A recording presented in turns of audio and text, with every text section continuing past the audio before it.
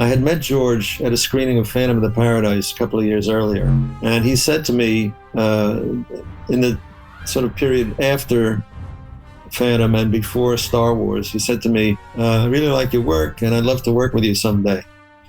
And I thought, great, you know. He says, I'm doing a picture now I've already hired an editor for, which is Richard Chew.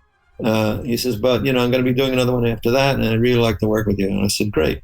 So I went home to my wife that night, and I told her what George had said. And I said, you know, it's great that he wants to work with me, but I really wish it was on this one, Star Wars, because just the title alone was exciting to me. And at that time, you know, the most accomplished science fiction film of all time was 2001.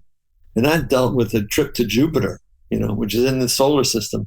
But Star Wars, you know, just sort of suggested something much vaster from an imagination standpoint. So the title itself was exciting to me.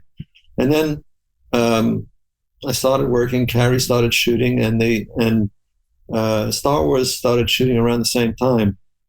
And in the months, that spring of 76, I guess it was, I was working on Carrie, and we had a friend in New York named Jay Cox. Jay was a mutual friend of Brian and George, and had been over to England, had visited the set of Star Wars, and had come back with a book of production stills and showed them to me at the house, at his home that evening. And I looked through these books, and there were the Jawas and the Sandcrawler and the droids and the stormtroopers and Vader and just these images in black and white. And I just, I said to Jane, I said to my wife, I said, boy, I really wish I could have worked on this movie.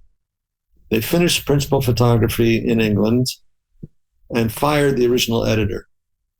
Apparently, the camera department, the editing department, all decided that Star Wars was rubbish, it was silly, not worth their time or respect. And this sort of negative attitude permeated the production. And George he was very unhappy with the cut and just fired the editor. He said to Marcia, his wife, who was an editor in her own right, you have to take over the film. You have to come on and help Richard. Richard Chew was already hired, but he hadn't started yet because he was in San Francisco.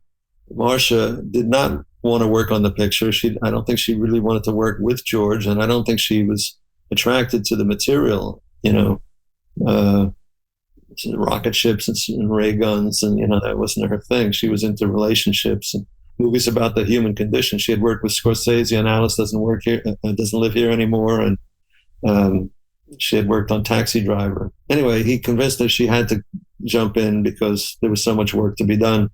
The whole first cut had to be recut. So anyway, George and Marcia came back through New York on their way to San Francisco, and we had finished a cut of Carrie at that time, and we showed them the cut, and they loved it, and they went off to California.